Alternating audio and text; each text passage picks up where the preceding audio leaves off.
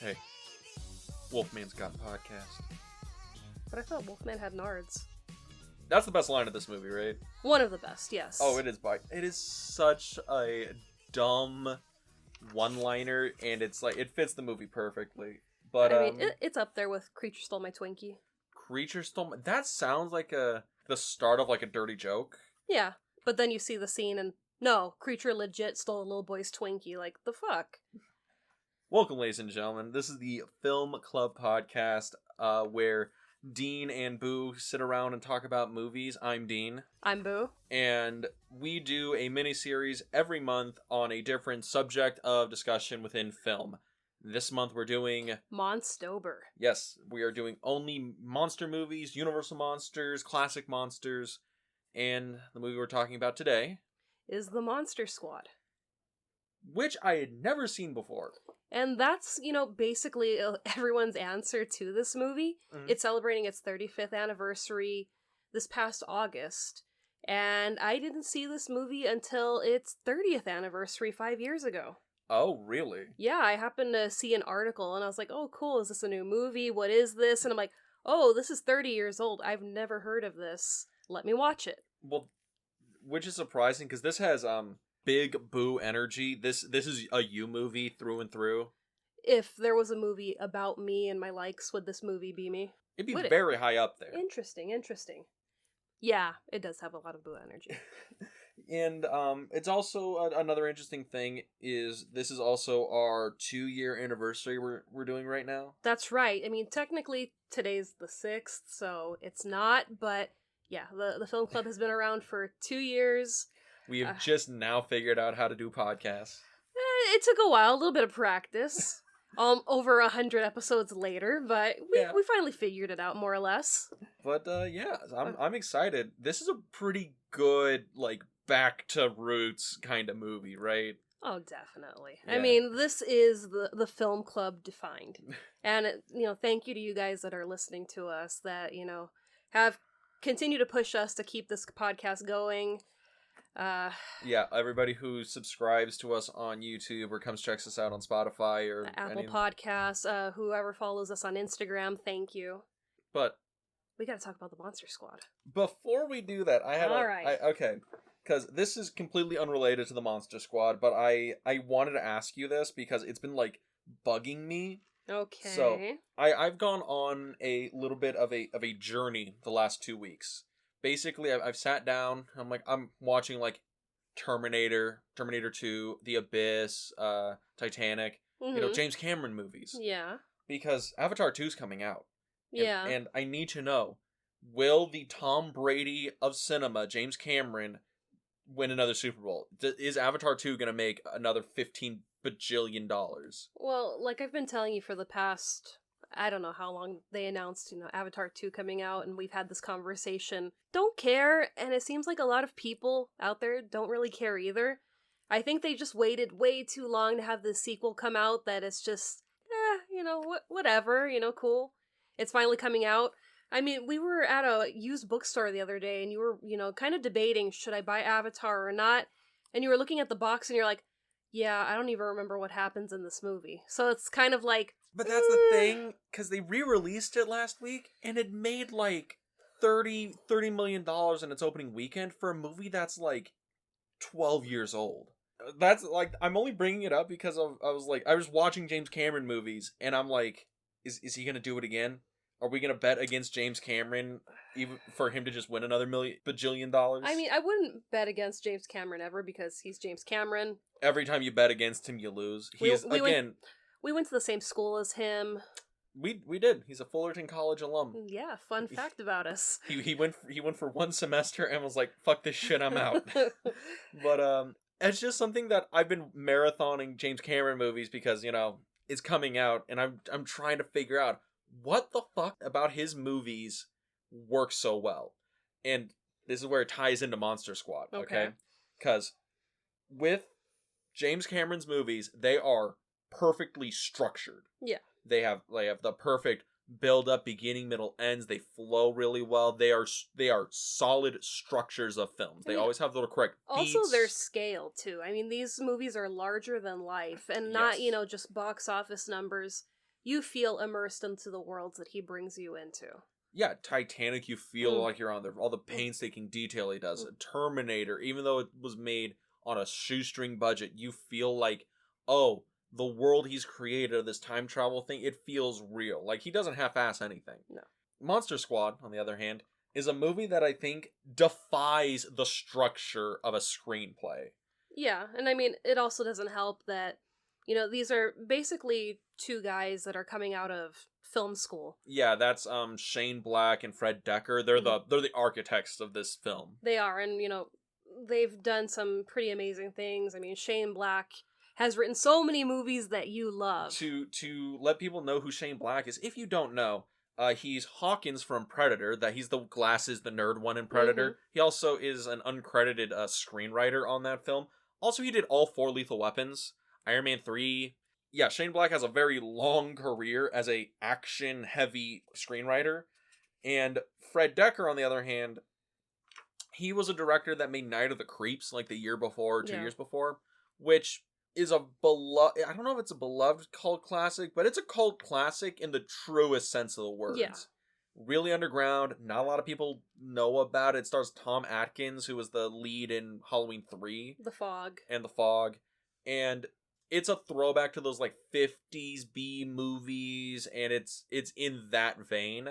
And Monster Squad also feels like that. It's like a lot of loving detail, but you can tell these guys wrote this like kind of just riffing off a screenplay, because I think this was Shane Black's first screenplay he ever wrote. Yeah, I think he wrote this, and then he wrote Lethal Weapon, and then God damn, Lethal Weapon got bought up like super fast and ended up being filmed and released before the Monster Squad. Which, you gotta imagine that feeling where you go from like, yeah, I wrote Monster Squad kind of just like not knowing how screenplays work. I wrote a 1,000-page screenplay, and then right after that you write like one of the prototypical great action films of like the 1980s, 1990s. And the fact that it was just snatched up, and then it's like, here, take this stack of money, and it's just like, this is my life now. I could do you one better. So, the guy who wrote Highlander, the Highlander script, the original script,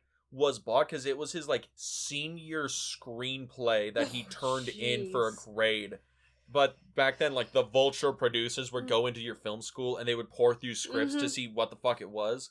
And they were like, oh, this seems kind of interesting. Hey, kid, we'll give you 10 grand, and if anything ever happens, you'll get 2 points or 3 points. Like, they gave him, like, a pretty basic bitch deal. Yeah. And then Highlander came out and blew the fuck up. He got paid for every Highlander thing after that. And I don't even know if he became, like, a seasoned screenwriter after that. I don't know if he made anything else. But his senior thesis script was Highlander, and he got paid off forever. So was that the dream in film school? Oh, absolutely. You wanted that. You wanted Roger Corman to come down and cherry pick you and take you away to Hollywood.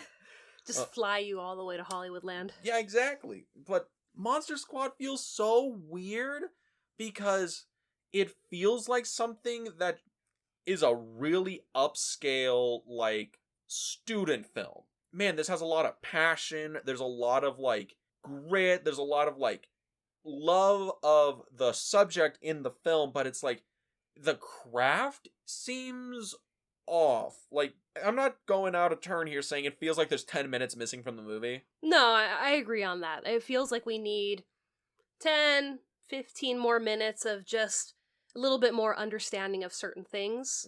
Characters get a little bit more screen time, character build relationships a little bit more, establish like the conflict a little bit more. I mean, the conflict's there, but it feels like some throwback scenes. A little bit more, because the movie's 82 minutes. Yeah, it just flies. And when you were watching it last night, I told you, this movie doesn't stop. It begins and it just takes off. Oh yeah, the opening scroll is like, hey, this is the premise, alright? Monsters versus kids. It's Goonies meets Fright Night. That's what we're doing, guys. You're on the ball? Okay, cool. Let's go. And the movie plays, and if you drink the Kool-Aid, and you were like, okay, this is meant to be cheesy, it's meant to be goofy, I'm buying in. And I feel like even though you buy in, there still feels like there's things I'm missing. And that's my only gripe with the movie, because the movie's fun. I mean, whether you drink the Kool-Aid or you drink the high C and just have a good time. Oh, because this is an 80s movie. We got to get high C in there. Well, no, we had, I don't know if it was the 80s or maybe the 90s, we had, what was it, the Kool-Aid squeezes? Oh, those the ones with the plastic bottles? The plastic bottles, they'd be either with red, the little blue. tabs. Yeah, you twist the tab off of them. Oh, those were definitely a 90s thing, because I remember that was, like, my thing. Like, I love those. Because my parents, like, they never had a thing with me or my brothers or sisters or whatever drinking, like, soda. They're like, you drink whatever you want. Yeah. But then they would get, like, the Kool-Aid packs, because they were, like, cheap or whatever. And I was like, oh, like, if you did something good at school, you got a little Kool-Aid bottle. And I was like, ooh, fucking love Kool-Aid. Especially cool out of the fridge. Oh, it yeah. just hit the spot. God damn. Oh, I'm going to go get a 32 ounce of Kool-Aid right now. I mean, they still sell those, so... I know they do. We should go get some. This is how lame me and my friends are. We were hanging out, and my buddy, he was like working at Walmart at the time, and he comes in, he's like, hey, they had these on sales, and it's a fucking, like, pallet worth of those Kool-Aid 6-packs, and we sat around drinking those. You didn't save me one? Oh, we finished them all! Like, I swear to God, I got diabetes that night. Like, my foot is gone. It is over. I'm sorry. So that's why you've been walking a little different lately. Ah, cool. You're a little shorter, too. Just a hair. But, yeah, Monster Squad. Yeah, you break out your Kool-Aid twist top or your high C. Ooh, it's also Halloween time, so they do, like, the Slimer high C. Oh, no, that stuff's gross. Ecto-Cooler high C is gross. It is, but I also love it. Capri Sun. Yeah. You get your little juice box out, you sit down, you Yoo-hoo, you relax, you watch some Monster Squad. Like, the movie is asking you to just be a kid for, like, 80 minutes. If you can be a snot-nosed kid for 80 minutes, you're gonna love the movie. That's like the whole I don't know if premise. you have to be snot-nosed, but just be a kid. Yeah, be a kid and buy into it. And that's what the movie's asking. And I think it works on that level. Were you able to just sit in and buy it? Or were you, no, I'm film critic Dean. I must analyze the shit out of this film. Hey, I love analyzing shit out of this film. And there's shit in this film. Like, there's actually, like, subject matter, and there's actually, like, a theme and a metaphor going on in the movie. It's just, again, there's some actors who are, like, suspect. I'm pointing out the principal at the beginning of the movie. I don't know if that was somebody's friend or what, but he is giving a not-so-great performance. And he's also supposed to be, like, the dweeby kind of principal, you hooligans, you shouldn't be drawing in class, There's dweeby, and then there's what that guy's doing. I don't know what he's going for. But that's, like, the thing. I understand he's, like, everybody who's a throwaway character, they're playing to the cheap seats. And I think that's weird, because everyone else, I think, is giving a pretty good and solid performance. The guy that plays Dracula is actually giving a great performance. Oh my god, I love him. What's his name? I have it written down right here. His name is Duncan Regier. Strong name.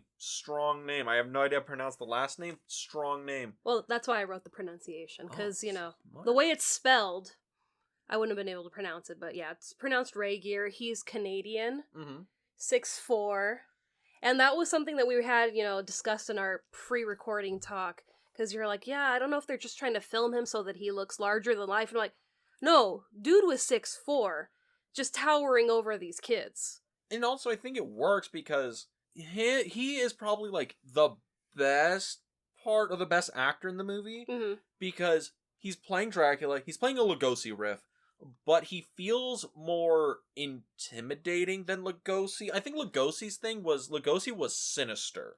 Like, I was always, like, every time Lugosi's talking as Dracula, man, it feels like he's lulling you into false insecurity because he has something sinister going on behind the scenes. This guy feels more like, oh, if this guy attacked me, it's over. Well, that and Lugosi's Dracula was meant for an older audience, so he was, sinister, but also debonair and sexy and, appealing to the women. And in this movie, it's children, so he kind of had to, flip the switch and play it different. So he took more of a sociopathic role where it's just, this is my mission, I am getting the amulet, and I will take out any kid, any person that crosses my path. Yeah. So that's no, it's, friendly Dracula or, funny Dracula. No, this is, I'm here to, you know, cut a bitch up. And that kind of gets into something about this movie, because I think we should talk about how this movie got made, where this movie comes out at, because it's pretty relevant. Yeah. Because I picked this up right away, that this movie feels like a mixture of like the Goonies and a Fright Night.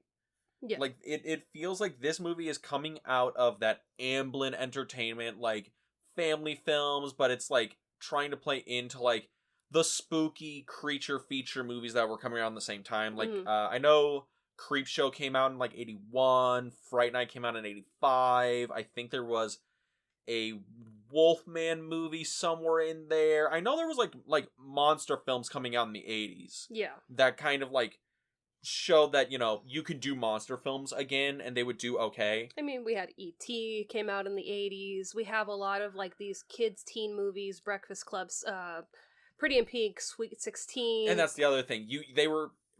Hollywood finally figured out, oh, we can focus like kid actors and they could be the star and they can carry the movie. Ferris Bueller's Day Off, where it's like, yeah, you could have kids and teens go into a movie and feel like, oh, you know, this is how I talk. This is, you know, kind of the conversations me and my friends have. This is the things that we do.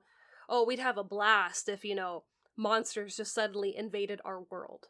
I think that's the thing about Monster Squad that's so relevant, is that the movie is banking on the fact that monsters are coming back, and these teen comedies are coming out, or these kid-led comedy adventure films are coming out. And Shane Black, Frank Decker, they have a take, and it comes out and it just doesn't hit. And I think the reason is the actual movie feels almost like uncategorizable. Like, you can't really market this movie to a specific audience, because it's too adult for kids, but it's too goofy for adults. Well, I also think whoever was the marketing team that took on this film maybe didn't, you know, watch the movie. Maybe they didn't get like a reel to watch and kind of figure out, okay, this is, you know, what, you know, we kind of have to, you know, absorb, and okay, we should design, you know, this for that. I mean, one of the things that I saw for the original film was to advertise it, they made like these old Western wanted posters with the monsters, and it was just like, is this Monsters Meet the Old West, or is the Monster Squad a group of like gunslingers that are hunting them down? And that's the thing. I feel like because the marketing department, they usually get like a brief, because sometimes it's like, oh, by the time you're marketing it, the movies is like, it's either still being shot, so you might see dailies, or they're like editing it so you don't have a full movie yet, because you got to market shit like almost a year in advance, or like 6 months at least. So my guess is they got a brief, and the brief of this movie is so bare bones, but they had to have seen it, because if they saw it, then that explains why they couldn't just market it for like little kids. Yeah, because this is not a children's movie. It's kind of... This is like a teenager movie. Like this hits like a good like 12 to like 15 age range. That's like the core market for this movie. Yeah. And, you know, the kids that do enjoy this movie are kids that are really into monsters. So it's this special category that they kind of just dropped the ball on. And, I mean, even when I first saw the movie, I loved it, and I'm like, okay, let me see if I could find some vintage merch from the 80s, you know, Monster Squad shirts or stuff. No, there was hardly anything. The only thing I think that they put out promotional-wise to purchase were pins that just said the Monster Squad. Yeah. And it's like, that's it? It's like, in the world that we're living in with, you know, E.T., you know, there was little E.T. dolls and pajamas and toys. There's nothing. You remember, like, we talked about this when we did Starman, like, last month. E.T. was the highest grossing film of all time when it got dropped. That movie made all the money. It was a giant monster hit. And, like, yeah, that movie having a huge marketing budget, a huge marketing push, and it being in everything, and it running for like a year plus, that makes sense. But this ain't E.T. Well, this is an E.T., but a struggle that this movie had on top of, you know, marketing, and just the critics weren't taking it seriously because they were like, oh, well, there's kids in it, so it's a kids movie, so it doesn't matter. And also, the movie is trying to be like a bad B movie on purpose, and critics don't like when you do that. They don't like anything. So it's issue after issue. And I talked to my mom and asked her, hey, in '87, do you remember this being advertised? And she was just, no, I don't remember hearing about this movie at all. My mom's, an avid movie watcher, so she was, in there for some of, the most biggest movies to come out in the last couple of decades. Do you want to know what debuted 2 weeks before this movie? Oh, okay. 1987. Was this Temple of Doom? No. Fuck. It was The Lost Boys. Oh, fuck. And yeah, that's the other fucking movie that's like, oh yeah, like, why would you watch Monster Squad when you see the fucking Lost Boys? Exactly. So it's just, you know, stake in the heart. It was just like, oh man, Lost Boys came out. This movie that everybody went to go see. Everybody still talks about the Lost Boys. Yeah, the movie that basically created the vampire goth girl. Exactly. Where it's just like, oh, so you're into like vampires and goth stuff? She's like, no, I'm just really into Kiefer Sutherland from Lost Boys. That's what you're fucking into. I mean, no, Kiefer in that movie. Whew.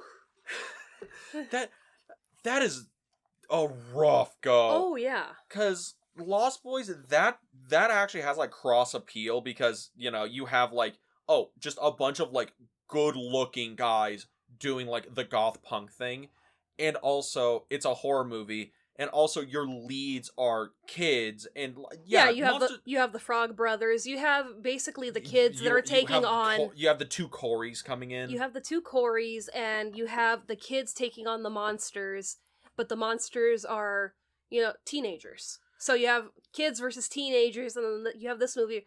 Oh well, it's ripping off the Goonies, it's ripping off Lost Boys, and it's like, no, it's not. It's its own little special niche, but it just got steamrolled. You gotta say it. It's just the Monster Squad had like no chance. No. That's the problem with the movie as it is, for it trying to be like profitable, because Hollywood's a business. The movie had like no legs, because this movie is designed to be a VHS powerhouse. This is a movie that should have been like, we're gonna run it in theaters for whatever it makes, then we're gonna put it on home video and push the fuck out of it.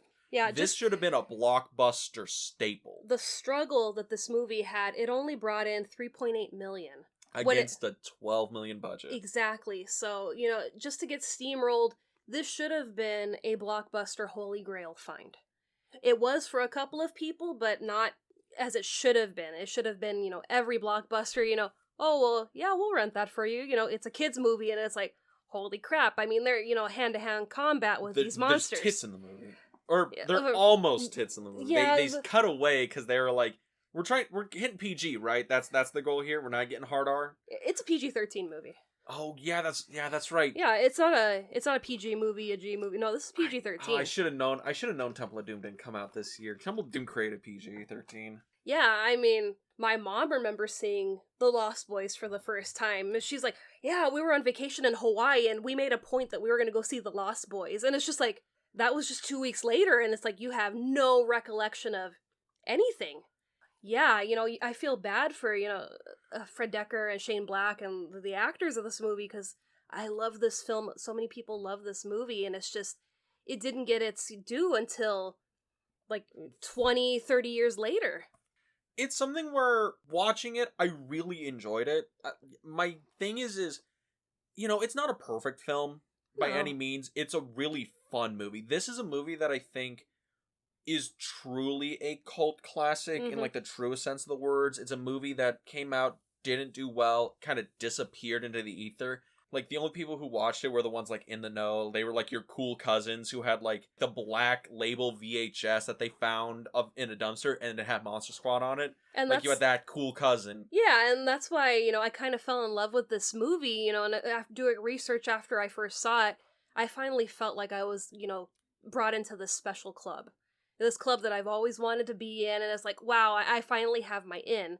And when we were talking about it last night, I'm like, this is a lot like The Thing, where it just got, demolished when it first came out, and it took, a special group of individuals to be like, no, this is a masterpiece, and it's taken this long for people to finally, give it its due. Well, the difference between like The Thing and this is like The Thing I legitimately think is a masterpiece. It is like a filmmaking masterclass. With the Monster Squad, I think that this is like, to a certain group of people, this cuts right through the bullshit and this is a movie made for like the heart and not like the mind kind of thing. Oh, This definitely. is a movie where it is aimed at the kid who was like, oh, you grew up, you were kind of awkward, you were really into monster stuff, but like, yeah, you didn't really have the friends to like back it up. But this movie cuts right through that and be like, no, you're not alone. This is a movie that's perfect for that niche audience. Hi, I'm Boo. Nice to meet you. Hi, how's it going? But like The Thing is like that's like a top to bottom like Yeah. craftsmanship master class, great themes, everything. Monster Squad is like, no, it's like got all the emotion, but the craft isn't all there. Like, there's a lot of technical things about the movie that are wonky. Some scenes are, you can tell, are like, man, that is just like not lit correctly. Or it's like, okay, everything's done in a master, like everything's done in this big wide because the director himself admitted, oh, I didn't realize you had to shoot a master for everything. So then he started doing that for every scene. Yeah. And the other thing is like some of the effects are weird. I noticed this. This is the one thing in the beginning of the movie that irked the shit out of me. And it's not like it's something that's like egregious with the story, but when the movie starts, you're painting through Transylvania, you're going through the woods, and you're about to lead up to the castle, right? You just cross through the gates, and red text comes up, and it's introducing the movie. And I noticed this. When the red text comes up, you can still see the little red overlay thing from where they like put the where they pasted it. Where they pasted it. You can still see that bleeding through on the film still. That's not supposed to be there. It's just supposed to be the letters. So somebody, like the processing, didn't do due diligence to make sure that it developed properly and was clean. That's how I know, okay, we're watching a good effort, a solid go. And it's, watching the movie, I'm like, man, but it feels nice. Hey, it's not great, but it feels nice. You're a independent filmmaker. I try. You try. I try on the weekends. We made a movie earlier this year. Yep. And you've seen it a bunch of times. You point out, a lot of, things that you'd want to change. I've seen it as someone that helped you make it, but also as a viewer, I don't really pay attention to those things. I just enjoy the film. Well, and that's, I didn't even notice that. I am going to have to go back and see the beginning of it just to see if I could see that red outline, because I'm more focused on the text and okay, we're getting into it. We're going to get into, the takeover at Dracula's castle. Well, the difference here is that the thing I made, I funded myself, and it was a short film that, is still being, like, done because we fucked up a bunch of, like, stuff. But it's still really good. Yeah, I get that, but this is a $12 million, like, studio film. Yeah, like, they were professionals on this. Yeah, but you have, people that weren't professionals on this, and this was kind of, all right, we're going to learn as we go. Yeah, I think, like, the director, Fred Decker, because he'd made a movie before this, Night of the Creeps. And we talked about that a second ago, and it's a throwback to the B-movies and all that stuff, and it's another one of these cult classics, but in the true sense of the words. Yeah. But it feels like he used Night of the Creeps and Monster Squad as his film school to learn how to make a movie. Yeah, like Tarantino's talked about that before. His first film, My Best Friend's Wedding, I think that's what it's called, or My Best Friend's Birthday. You know why you've never seen that movie? He tried to burn it and destroy it. There's only like 30 minutes left of it. Okay, that's why I was confused, because like My Best Friend's Wedding is a big movie. That's why I'm like, it's his best friend. It's called My Best Friend's Birthday. I think he made it in like 89. It was like before Reservoir Dogs. Yeah. He was like, I made that, and that was my film school. It took him like a year to make it because he filmed a scene every weekend for like a year. And he said, yeah, I did it to try if I can make a movie. And, the movie, when I saw it, was absolutely awful, but it taught me how to make a movie. And I feel that's what's going on with Night of the Creeps and Monster Squad. Because it still feels a little raw. Like, Monster Squad feels a little still, like, primordial. Like, this is something that, okay, if this was his, like, first movie, I'm like, I understand this guy. This guy is, fresh out of film school. He's still learning the ropes, and I get it.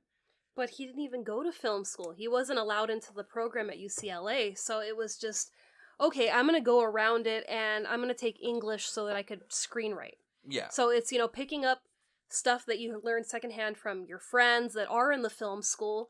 And yeah, it's going to take you a couple of goes to kind of, pick up and really learn how to do things. So it's like, I can give him a pass on that.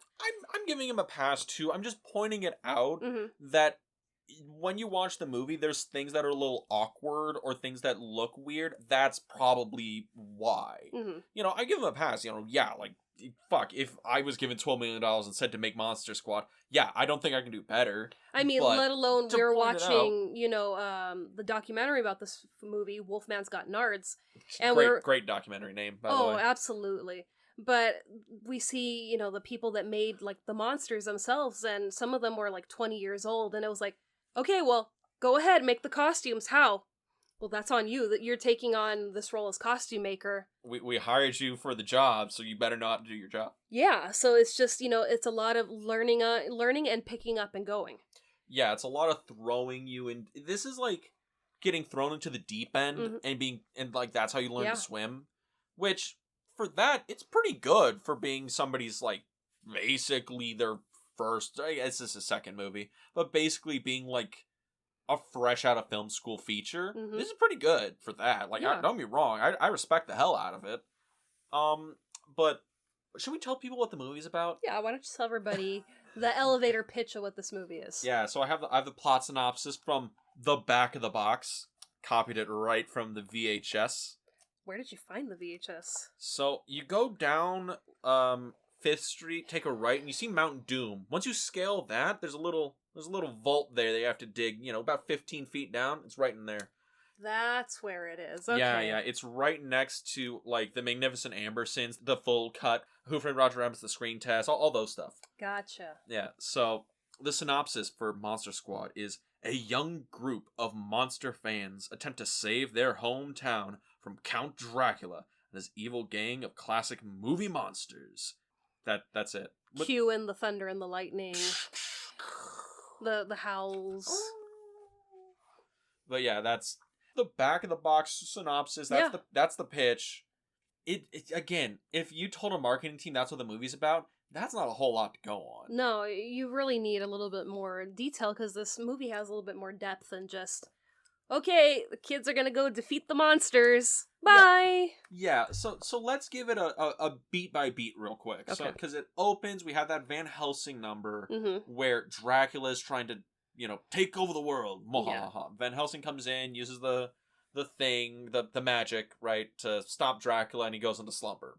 Yeah, then he has, what did they say it was? They were opening up a loop or the void or... The time matrix. It's weird, because they explain it twice, because they should have the opening text scroll like in Star Wars, where it's like, long ago in Transylvania, Dracula tried to take over the land using a magic amulet, and then Van Helsing came and saved the world. But Dracula may come back. And then it shows you that exact scene, right there, after. It still doesn't explain everything. Like, you don't really know the rules of how the amulet works and Van Helsing's thing, but it's really fucking fun because it oozes Dracula fan love. I mentioned this, I wrote it down. The whole Dracula castle is just a love letter to Todd Browning's Dracula. Yeah. Like 1931, it's just a love letter. You have armadillos in the castle. That was a big thing you made a point of. You're like, oh my god, they have the armadillos. And it's like, yeah. Yeah, 'cause that's the thing. That's how you know somebody's, like, done their homework. Yeah. Because if they didn't, what's in Dracula's castle? Well, you have some bats, you have some rats, coffins, bones. You put some, maybe you'll have, like, a possum or a rodent, and then you'll have spooky stuff, right? Spiders, cobwebs. But an armadillo, that's only in the fucking Todd Browning Dracula movie because they filmed it in Southern California. You couldn't keep them off the fucking set. Yeah. But we have that happen, and then we just cut forward to the 1980s. We meet our main, like, cast of characters with Sean's friend, who I think only gets named in the last, like, 10 minutes of the movie. Patrick. Fat Boy, who only gets named... Horace. I have an Uncle Horace. And Phoebe?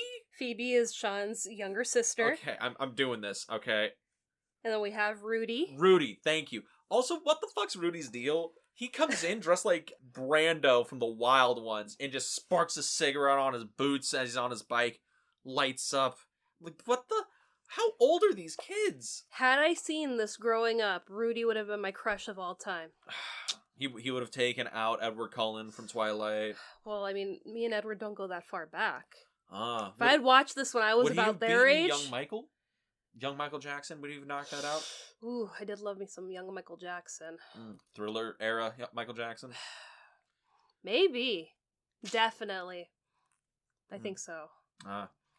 But, interesting fact about Sean and Patrick, who we first see in the principal's office, Robbie Keeger was the one that auditioned for this movie first, who plays Patrick. Yeah. And in real life, he's best friends with Sean. So he recommended to the casting, hey, my best friend, Andre Gower, he's an actor too. Could you, get him an audition for this movie? Took his role. I don't know if he was auditioning to be Sean in the movie, but their compatibility, you could see that in the movie. It's like, okay, these guys would totally be friends, and it's like, oh no, they were friends. So I think that's, the perfect kind of blend to have these guys are like, yeah, we've been best friends for who knows how long, and now we get to be best friends on the big screen. Yeah, which I think that actually comes through. The camaraderie with the Monster Squad actually feels like a real, kid friendship you would have at, that age, 10, 11, 12, whatever it is. It doesn't feel forced. No, it feels like they're bullshitting with each other. They're calling each other names, but they're not, being mean. They're little kids who are left alone to their own devices. It's like when people were shocked when South Park came out and they're like, oh my god, these fourth graders are cussing and cursing at each other, oh my god. And oh my god, they killed Kenny. They killed Kenny, you bastards. It's like, no, kids are fucking vulgar assholes when their parents aren't around. Yeah. But the thing is, you have Horace, who is pretty obviously a chunk type, the fat kid archetype. Yeah. And you have, Phoebe, who's the young sister, and usually, if you have a younger sister character, they're 8 and they're playing 5. They actually just got a 5-year-old, and she's surprisingly good for 5. Oh, yeah. But we have the Monster Squad introduced. Rudy decides to join the Monster Club, and then Dracula shows up in town, or Dracula drops in on D-Day to come into the town. From the airplane. From Browning Moving Company or whatever, but I'm there you go, you have another nod to the classics. And that's another thing. Dracula just jumps out of the fucking airplane like he's D.B. Cooper. Nice try, cool, I'm just gonna float here, and then I'm gonna turn into a bat and fly away. Just Dracula being suave, that's what it's up. Dracula being a fucking badass.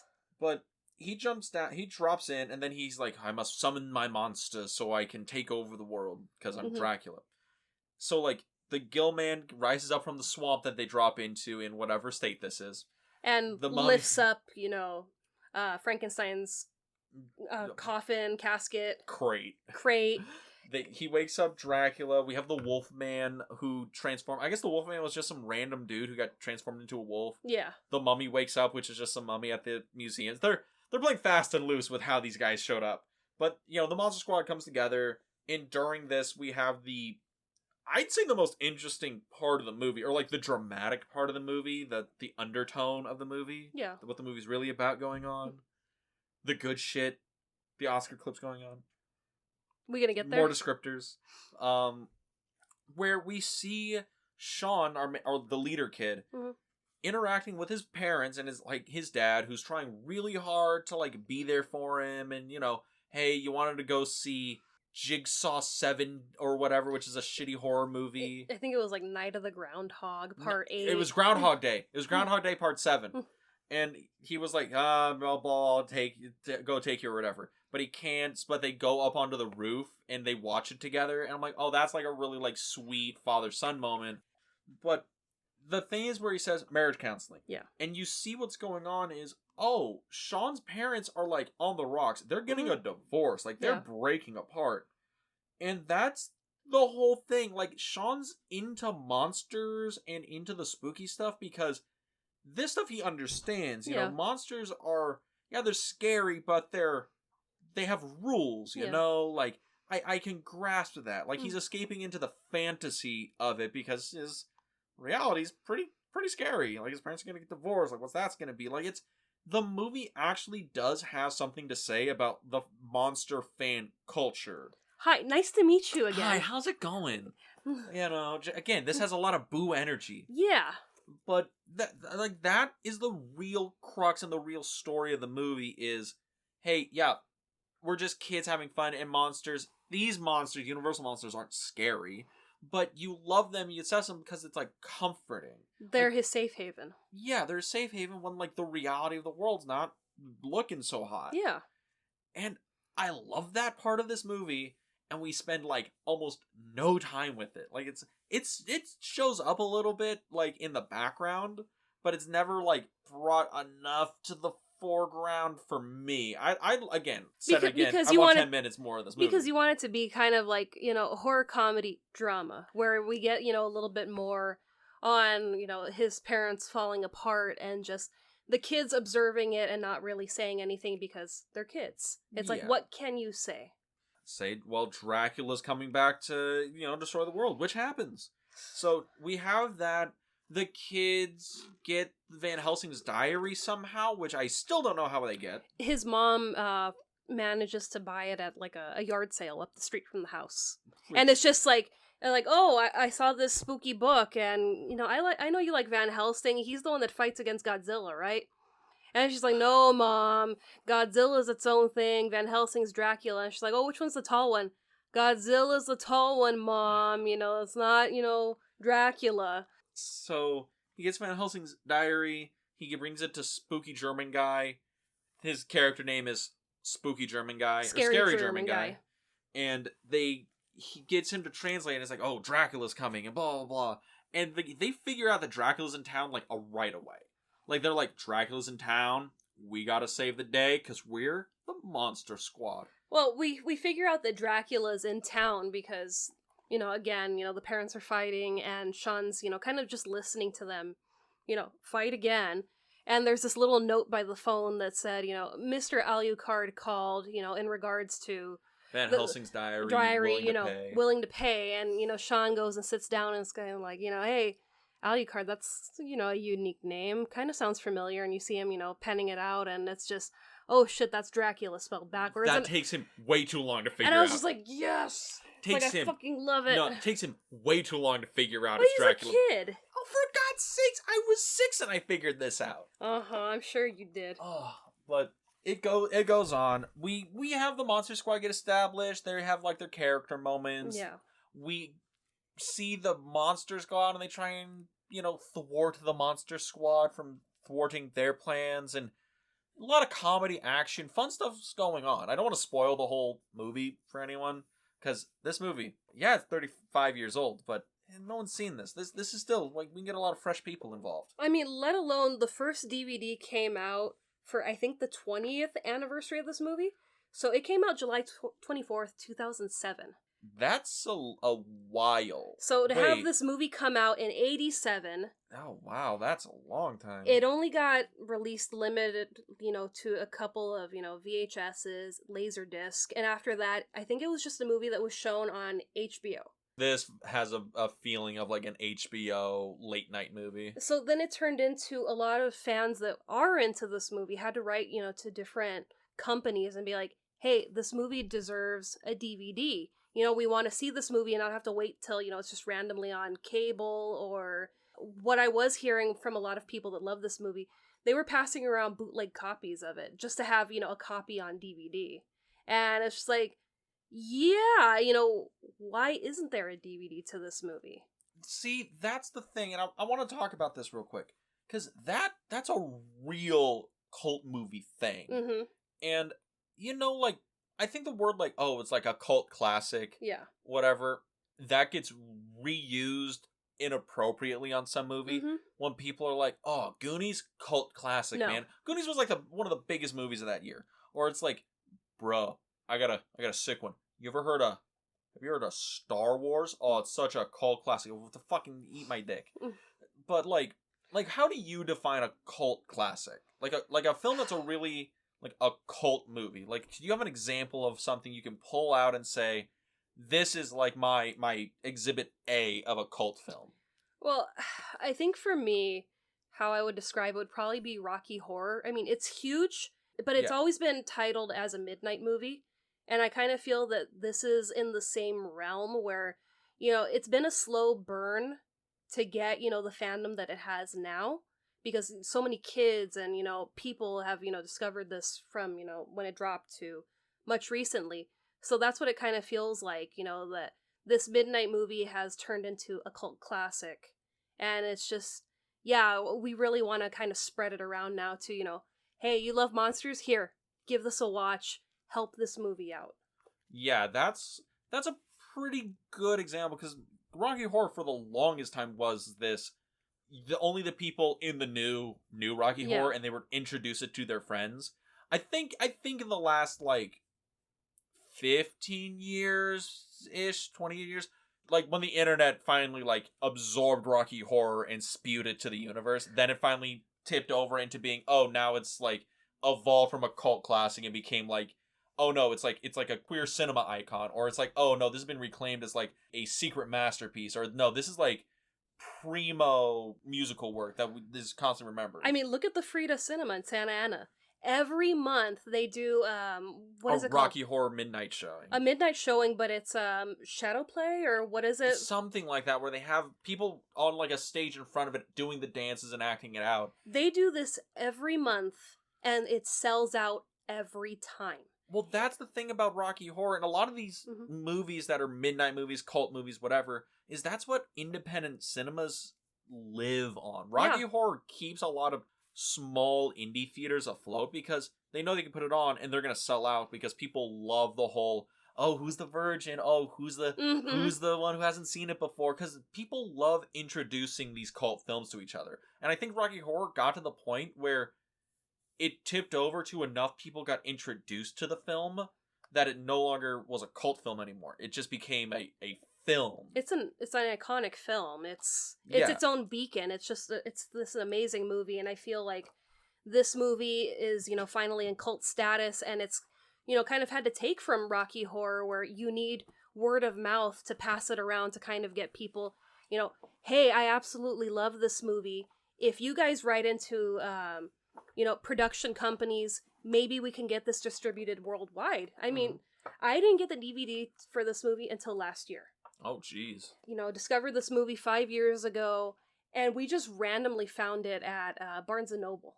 Mm-hmm. I remember we went one day, and it was just there. And I'm like, oh my god, I've never seen it anywhere else. It's a movie that doesn't fucking exist. Yeah, so I was like, absolutely, I'm going to take this one copy and, guard it with my life, because it practically took an act of Congress to get it made.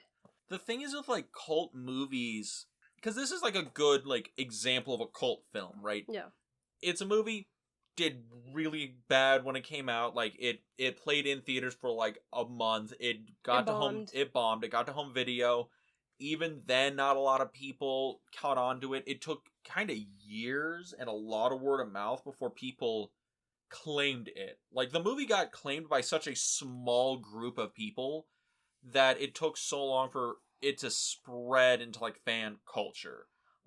Because I know cult movies where they're really small and no one knows about them. Mm-hmm. There's a movie Freak Out, which is I love that movie. It's a really cheesy, low rent, it's pretty bad indie horror comedy from England. It's made in 2004. And that movie, I found the DVD copy, and I might be the only person on Earth with a DVD copy of this film. Yeah. You can't find it streaming anywhere. You can't find a bootleg of it anywhere. There is no fanfare for it, but I love it to death. And you talk about it often. It's not I did a Too Obscure episode for it 3 years ago. Yeah. But I love that movie. But that's it's so cult that it's just, there's nobody claiming it. Yeah. I remember when people figured out The Room was a thing, and people were passing it around, it's see this movie, it's so bad. That was cult classic, midnight movie. It's so bad, it's so ridiculous, I fucking love it. That was your movie you had me watch before we started officially dating. You're like, okay, before we date, I gotta know. Are you on the wavelength? Can you laugh at the room? You gotta, sit through the room, and I think I found a copy on YouTube for free with commentary beneath it, so I just watched it and listened to these two guys reacting to it while they were eating, like, ramen or soup something, and, you could hear, like, the spoons drop and they'd start laughing, or they'd be like, what the fuck was that? How did this transition from this to that? And I was just like, this is ridiculous, but I also kind of love it. And again, it's so ridiculous. And it also lives on at the Frida, because they show it every few months, and then something like that. And then the actor that plays Mark, he comes in and he does Q&As. He's great. Yeah, but that's the thing I wanted to get across is The Room, at one point, cult movie, but then it got so big and so much of a meme that it lost cult status. Like they made The Disaster Artist, starring James fucking Franco. When that happened, I'm like, this is no longer a cult film. It's a known quantity. Yeah. And I think that's a key element of a cult film, like a true blue cult film. It's a movie that is a unknown quantity. Like, a group has accepted it and claimed it, and it only spreads by word of mouth. Like, your mom should have no idea what this movie is. That's a cult movie. Yeah. When your parents are like, oh, watch Blazing Saddles, it's a cult film. And I'm like, Blazing Saddles is not a cult film. No, that is not a cult film. It's one of the best comedies of all time. It is a jewel amongst films, but this movie, I mean, yeah, this really fits the criteria of cult film, and for the 30th, I think it was Andrew Gower, some of the rest of the cast, and I think maybe producers, they decided to do a screening at one of, like, the Alamo theaters. Oh, the Alamo Drafthouse? Alamo Drafthouse, and they decided to do it for, like, one night, and they're like, well, let's try it out, it is for the 30th. It's sold out, and it was, like, a popular thing where, like, I couldn't make it this night, can we do this again? They ended up doing 17 of these shows, and it was back to back, so they traveled through Texas because there was such a high demand for, the Monster Squad, and being able to see these people and do a Q&A and hear, their things about the making of this movie. And for them, it was just like, wow. I was like, really? You loved our work? This whole time we kind of thought we were just, thrown out there and no one really cared. But yeah, there's been this, big cult following that's kind of said, hey, you know what, I'm gonna, just hold you guys above my head, keep you guys out of the water because this movie, needs to be protected. And I think that's a good thing, because not every movie gets held on to. Like, there's probably, like, let's be honest, you and me watched a bunch of movies as kids. How many of those movies do you remember watching that you have zero, like, care for? Like, you watched it once as a kid and you were like, that was fine, and just never heard from it again. Oh yeah, I'm sure there's been tons. There's so many. Like, Hocus Pocus, for the longest time, was, oh yeah, I remember that as a kid. Like, yeah, I watched it, like, on Halloween. It was fun. And now it's getting a fucking sequel. Oh, well, that's where we differ, because... yeah, I know. Yeah, and I hold Hocus Pocus near and dear to my heart. I think that's my mom's, like, favorite Halloween movie, because it has Bette Midler in it, and she loves Bette Midler. Oh, yeah, and I mean, Bette Midler is phenomenal in Hocus Pocus, so is Sarah Jessica Parker, Kathy Najimy, I mean, let alone... Can you name the whole cast off the top of your head? Doug Jones is in there. I'll give you that a freebie. God. But that's the thing. Hocus Pocus was, like, that was another one of those, like, oh... yeah, it was a Disney movie. It didn't do well when it came out, and if you were in the know, you knew, and you showed Hocus Pocus to, like, whoever, because it was a fun little kids movie. It was a fun, Halloween thing, and then got reclaimed, spread, and now we're getting a sequel like 30 years after the first one. Actually, tonight of this recording, the sequel comes out, so I will be up at midnight watching Hocus Pocus 2. Oh Lord, me and Binks together will be watching it. I feel like I got a monkey paw wish, with, like, all this stuff. I'm like, man, I really wish these cool things from my childhood could come back. And they were like, hey, we're gonna make everything from your childhood come back. And I was like, I just wanted a Punisher TV show. Why am I getting Hocus Pocus 2? What the I'll take it. That was my wish. That is your wish? I mean, it wasn't... Why am I getting a He-Man TV show without He-Man? I mean, it really wasn't my wish, because it's a good standalone film, but the fact that they got at least the sisters back, I'm like, okay, I'm willing to watch it again and see what take they're going to take on it. While the cast is still alive, because that's always the worst when someone comes up with a really good story and they do it too late and, people Like what happened with Ghostbusters? Yeah, it's you feel the missing presence of that actor that is no longer with us. So I'm willing to give this one the benefit of the doubt. Hopefully it's a really good film.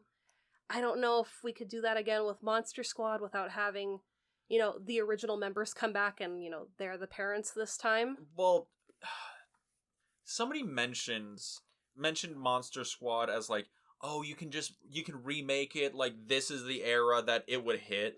Mm-hmm. Because this is like we are in an era now, the internet culture era where this movie is like kind of would work with that, because it's these kids who are like in the know, they're in the meta stuff, like, oh yeah, Mm-hmm. Wolfman, like there's only one way to kill him and it's all the silver bullets. God, how do you not know this? Mm-hmm. You fucking nerd.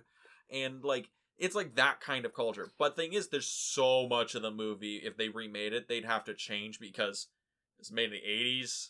And there's some 80s culture things that do not fly anymore. Oh, no, definitely. They'd really have to work on, the political correctness of this movie, because there are words that are used in the original film that we do not use today. They're very derogatory to a very prominent subsection of humanity. Yeah, so, I mean, that, is an easy change to make sure that that's not used. There's body shaming with Horace. Yeah, there's the slut shaming with the sister. There's the whole thing where the Monster Squad is very much a boys' club. I mean, let alone, little sister. On the clubhouse it says no girls allowed, which, I mean... That's like a really, like, minor thing, but... But it also fits into Fred Decker's idea of this movie, where it was, he wanted the Little Rascals meets the Universal Monsters. And if you watch, like, the 90s version of the Little Rascals, it's the He-Man Woman Haters Club with no girls allowed signs posted everywhere. So it's like, you can see how that idea is wrapped in there. And it's like, yeah, Phoebe would, in today's, Monster Squad, Phoebe would be the leader of the Monster Squad. She is the one that brought a physical monster into the clubhouse. And yes, she is the wielder of Frankenstein. Yes. God, I just was reminded that there was a 90s Little Rascals movie. I watched that as a kid. I love that movie. I haven't seen it in so long. I could probably recite that whole movie. I used to watch it on the regular. Oh God, I know I saw that movie a couple of times when I was little. But I haven't seen it in 20 years. But okay. On that note, have you seen the new Munsters film yet? No, okay. I haven't seen it. I know I need to, because I love the Munsters, the original show. So does Rob Zombie, apparently. Yeah, but I mean... Every single screenshot looks bad. It does, and it's just... I keep hearing a lot of praise from people, and it's just like, I don't know if I want to watch it and piss myself off. It's like, I'd rather just go on Peacock and watch the original Munsters, or Munsters Go Home. It's like, no, it's like, I don't want to do You're like, you feel it's like the thing where you feel obligated because I'm a fan. I like the Munsters. But man, do I how far does my fan card go for this one? Oh, it was the same thing with like the new show Wednesday that's coming out next month, I believe. Mm-hmm. First heard the rumblings and I was like, oh well, I'm kind of excited because I love the Addams Family. The Addams Family. Wednesday is my spirit animal. And I was like, I don't know. It's like, the 90s, the Addams Family and Addams Family Values, like, that's my jam. And then I saw the trailer. I like Addams Family. We know. We've had this discussion before about values. But I saw the trailer for Wednesday, the new show, and I'm like, oh yeah, this is phenomenal. This is going to be... You're already sold on the trailer? Like, this is going to be amazing, yeah. And then, seeing the trailers to the Munsters, and I was just kind of like, for me, swing and a miss. The thing is the Munsters feels like something that should have been made when Addams Family came out. Yeah. Like, it should have been made when the Little Rascals, like, Beverly Hillbillies, that whole era in the 90s where people were just like, hey, those really fun, kind of goofy TV shows from, like, the 60s in our childhood? What if we updated them and placed them now? Like, I think they did do a Munsters at around that time. I don't remember if it was a TV movie or if it was like an actual like studio produced movie, and it completely bombed because it was just that bad. It must have, because it doesn't exist. Was there a Munsters movie in the 90s? I think so. It was either early 90s or late 80s, somewhere in there, and it was just a colossal nightmare. And then I was excited. I was kind of excited. I was like, okay, monsters are coming back. But I was like, Rob Zombie is like a Halloween. I'm like, I'm also not. the thing where the only person who can play Herman Munster is Fred Gwynn. Yeah, and it's like this guy. I mean, he's trying. I mean, he's making a lot of like goofy faces, but it's like He also doesn't sound like him at all. Like no, and then no disrespect to Rob Zombie's wife, but it's like she doesn't look like Yvonne DiCarlo, and I mean, Yvonne DiCarlo, just cemented this look of who Lily Munster should be. mm-hmm. And it's just, you see her now and it's like, well, yeah, you've got the wig and you've got the Malin streaks in your wig, but it's just, you don't look like Lily. It's the thing where I also don't know why they're making a Munsters movie. Don't get me wrong, like, I remember watching the Munsters when I was, like, younger, because it was, like, on TV. It was in syndication for, like, decades. Oh, yeah. But I don't know how popular it is. Like, actually popular. Not in, like, the spooky community, but I mean, like, in the world. Like, I don't know how many, like, 10 to 20-year-olds talk about the Munsters. Yeah, I mean, I follow a lot of spooky pages and stuff. That's the thing. You're in the echo chamber where the Munsters is in the canon. Yeah, and you see people's kids dress up for, Halloween. They do, like, full family costumes where, the son is Eddie Munster, who, we've met Butch Patrick before. Yeah. Really nice guy. But, yeah, I see these kids that are into the Munsters, the Addams Family, the Monster Squad, and it's still very much alive. I'm not too sure to, the non-spooky society, if it is to them, or it's just this kind of thing, we watch this in October, kind of, special thing for Halloween. But I don't know, because I haven't watched a single episode of the Munsters since, again, I was a kid who had, like, cable. I watch it every now and then. It's on Peacock, But, again, you're in the spooky cocoon, as it were, getting ready to blossom on Halloween night. It just weirds me out that the Munsters, of all things, is the thing that gets the reboot treatment. Because the Monster Squad feels like it's primed for, like, a reboot treatment, because it's a film that I feel all the kernels of a good functional film are there. Yeah. The only thing that held it back was, like, okay, production or some acting choices, certain things like that just needed to be tweaked a little bit, or the movie just wasn't completely blossomed, right? Developed. It wasn't developed completely. So I feel like if they did it now, they could really work with it. Like, this is basically Stranger Things. I just got this. Yeah. This is literally Stranger Things. Yeah, and I guess there was talks to do a part 2 of this, but it got, it cut off at the knees when they saw the returns. Yeah, and I think, maybe now they would consider it.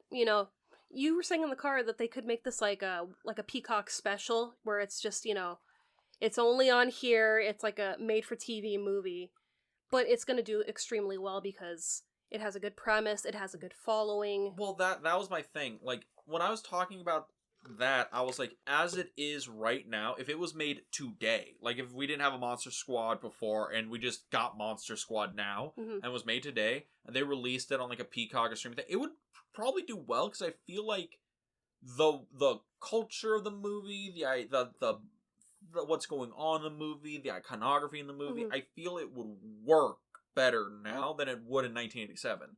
Because in 87, like, we talked about this kind of extensively, like, off mic, was, I don't know who you're selling this to in 1987. Fright Night, I think, is a better film than this. Came out like 2 years ago, and that was a moderate hit. It didn't blow up the box office. No. I think it was like, what, a $10-15 million budget, and it made 20. It's somewhere in there. Yeah, like, it made its money back. It was like, did okay, but this one, I know this one had a comparable budget. Did they think this was gonna make 30? I don't know. I mean, maybe, but again, being off the heels of The Lost Boys debuting, that sucked all the wind out of these sails. Yeah, so it's like, there was an audience, it's just the audience saw, like, why would I go see The Monster Squad, which looks like a low-rent B movie and is trying to lean into that a little bit, when I can go see The Lost Boys, which is like a full-blown production with stars and notable actors, and also like the vampires are hot. I can yeah. go and, watch them. It's directed by Joel Schumacher. Like, the guy, like, you say what you will about his Batman movies, he knows how to make a fucking film. Yeah. And it's like, that sucks the wind out of any sales, where it's like what happened with, you like, have the shirtless saxophone guy in Lost Boys. Greatest actor of all time. Yes. It's like the thing that happened with The Thing, mm-hmm. where it's like, oh yeah, we released across from Blade Runner, and also it was the same year that E.T. came out. Mm-hmm. Yeah, we weren't making any money that year. Yeah. It's like, Monster Squad had a little bit of that. I think on its best day, it would have made like 15 to 20. Like that, like if this movie just came out and it was the only thing running, it probably would have made like 15 to 20. But fuck, it's released across from Lost Boys. That sucks as audience. I don't know, but you're starting to wave yourself because it's getting warm in the recording studio. So why don't you hit us with a couple of your quick trivia facts, and we'll try and wrap up. Well, I mean, I don't have too much trivia on this movie because this movie, like you said, is an experience. It goes for the heart. I mean, yeah, this movie is basically my childhood wrapped up into a film. My parents, divorced when I was close to Phoebe's age.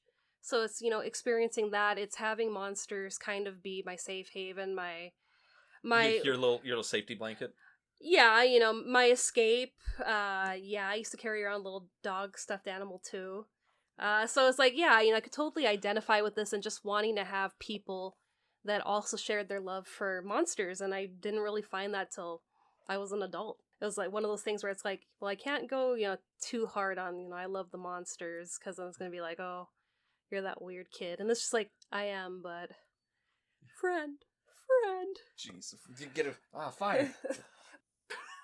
Okay. Final thoughts on Monster Squad. Well, I'm trying to lead us into like the climax of the movie, because we have them, bracing themselves to kind of get to, we've got to kill the monsters, essentially. Yeah. And it's just, we need to have basically our wits and the right equipment to kill these monsters, because they all have to die in, special ways.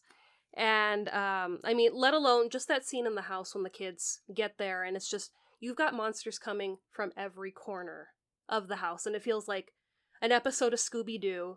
Yeah. And also your worst nightmare. You look down one hallway, and here comes Dracula, and there's the Wolfman, and that's when we get the iconic Wolfman's got nards, because you gotta kick him in the nards. Of course, that's Wolfman's one weakness. Yeah. So it's like, that scene is so iconic, and leading up to the climax where, they're trying to open up this portal to send Dracula and the monsters away, and you've got Rudy that's just slaying the wives of Dracula, and it's just like, my god, there's just so much going on. Shane Black writes action movies, and he made an action movie ending. And it was just like, so yes, mind-blowing. The climax of the movie is like the ending. It's like, it's an action movie ending. The army shows up as a callback to a gag earlier in the movie. Like, yeah, Eugene, he sends, a letter to the army. He's like, we're getting attacked by monsters. Please help. And the army shows up. Eventually, after every monster's been defeated. I know, but the army showed up. They showed up in a tank and everything. And I was like, okay, awesome. People really should give the movie a watch. Like, it's worth at least one watch. It's very entertaining. Definitely more than one watch. Couple watches in there. Just so if you got that boo energy, you gotta watch this movie religiously. I mean, let alone, you gotta watch it a couple of times just to look at everything in the treehouse. There's a lot of gags and Easter eggs in there. I mean, that treehouse is the thing of my dreams. I wish I could have that with just so much, merch and pictures. And when Dracula blows it up, I mean... That's when he became the villain again. I mean, the anger, the course through me, but I mean, he had his, bad guy line when he blew it up. He's like, meeting adjourned. And I was just like... So, yeah, Shane Black definitely wrote this movie. I was like, fuck yeah, but I'm still mad at you, Dracula. Jesus Christ. But yeah, so... I love this movie. Absolute love. Oh, yeah. I mean, the ending gets me misty-eyed every time. Really? Yes! Oh, it's because it's Frankenstein. Yeah, it's Frankenstein. So can I get a Frankenstein for Christmas? Please. I'll take him everywhere with me. Will you take him outside? Take him on walkies? We'll go on walkies. We'll go to the park. You clean up after your Frankenstein? I'll get him some toilet paper if he He'll, needs he'll it. drop some Frankenstein's dookies on your on the rug, and you're like, ah, damn it! You have to put Frankenstein's nose in it, so he wants to do it again. No, I just tell him bogus, man. Bogus. You don't do that. So yeah, so Frankenstein, you're on or not Frankenstein, Monster Squad. You're on a 2 big thumbs up. Oh, on this absolutely. 2 of the biggest thumbs up on this movie. If you could find a copy, buy it. But it's streaming on Stars. It used to stream on Prime. I don't know if it'll come back. But if you're able to watch it anywhere, definitely give it a watch. It's so worth it. I get you. I'm hesitant on a 2 thumbs up. I will give it a 1 solid one. And 1 shaky one? 1 shaky one. Because, don't get me wrong, definitely worth at least 1 watch. Like, the movie is fun. If you're into spooky stuff, you're gonna like it. You go in with the expectation of, it's not taking itself seriously. You shouldn't either. Yeah. There's a few, like, craft issues making, how the movie's made that might irk some people who aren't, like, riding the ride. But I really enjoyed it. I found it to be fun. But I don't know if everyone's going to find it to be fun, I think that's going to be a thing, because, you love the spooky stuff, and I'm like, I enjoy spooky stuff. I like sprinkling spooky stuff on my steak. You're like, just give me the spooky stuff. Leave the steak behind. Oh, I live in it, Sprinkle some pumpkin spice on it, I'm in. Is that the spooky spice? Is pumpkin spice? Of course. Oh. It's the spookiest of spices. But speaking of spooky spices, what's the movie next week? Next week is another movie that's near and dear to my heart. I don't know if you've seen it in its entirety, or you've just seen clips of it, but next week we'll be watching The Bride of Frankenstein. Yes. She's alive. Alive. Now, I've seen Bride of Frankenstein before. That I wasn't sure if... Because I remember a couple of years ago, you had like one of your classes was on Halloween Day, and you're like, oh yeah, we're going to watch like the classic monsters. And your professor ended up showing like clips of it. Yeah, he didn't show all of them. So I wasn't sure if that's a movie that you have seen, or it's just, bits and pieces that you've seen. I have seen the entirety of the original run of all the Universal monsters. When I was like a little kid, I think my aunt got me like a collection set of like, oh, it's like all the Dracula movies, all the Frankenstein movies. So it's like Frankenstein, Bride of Frankenstein, Son of Frankenstein, like all those ones that came out between like the 30s and like the 50s, I think. Mm-hmm. So it's like Dracula, Frankenstein, Invisible Man, Wolfman, Black Creature from Black Lagoon, all of them. And I've watched all of them through at least once, but again, I did that before I was 10. So it's going to be interesting going back to the well. Yeah, and I'm going to have to go through our list that we made last year for like our top 10 movies. Because The Bride's on it. It is. But I don't remember if she's in like my top 3 or my top 5, because this movie is just Kino. I thought it was an honorable mention. No. It might be number 3, because I think Halloween beat it. I think. Maybe. I'm gonna have to do some homework before we come back to this episode. Some research. You're gonna search your soul and see, where did I put this last time? Yeah, because I have no idea where I put my list. But yeah, so that was Monster Squad, but next week will be The Bride of Frankenstein. Starring Boris Karloff, Elsa Lanchester, Colin Clive. It's gonna be so good. But if they wanted to see it, where can you go? Well, if you want to listen to us on a different platform than you currently are, you can find us on Anchor FM, Apple Podcasts, Spotify, and YouTube. Yes, you can go to our YouTube channel, The Film Vault. That is The Film Vault on YouTube. Go comment, like, subscribe, and check out our episodes on there. We do little video bits of this. They're low rent, but they're fun. And but if you wanted to see what else we're doing... we're also on Instagram at the Film Club Podcast, where we do daily stories, trivia, upcoming episodes, and follow us for our adventures that we go on, because it's October, so of course we're going to be doing a lot of spooky things this month.